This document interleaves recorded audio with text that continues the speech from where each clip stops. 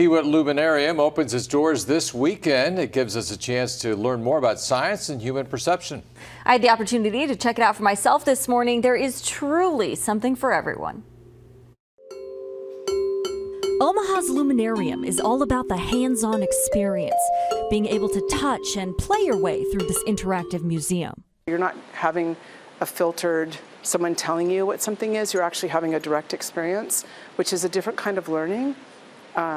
And hopefully by doing that, it sort of changes your learning disposition. So you always want to be a little curious, maybe a little skeptical.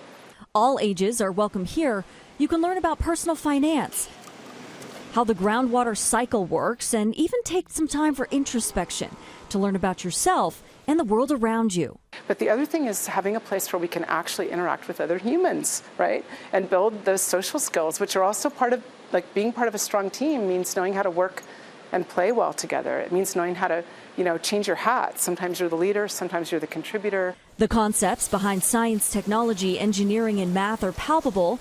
We're learning how water flows within a river here and watching actual sound waves as we tinker with these guitar strings. That are pretty different from, you can't find anything like them elsewhere. That kind of juxtaposition of the social science with what people think of as the hard sciences, right? So that weave is something I really love. So again, opening day is this Saturday, and purchasing tickets ahead of time is strongly encouraged, as time entry ticketing will take place due to high demand. Now, I'm trying to figure out, did you compose a song yourself to begin that, or? I did. Hands-on learning experience. Thank you. Thank you.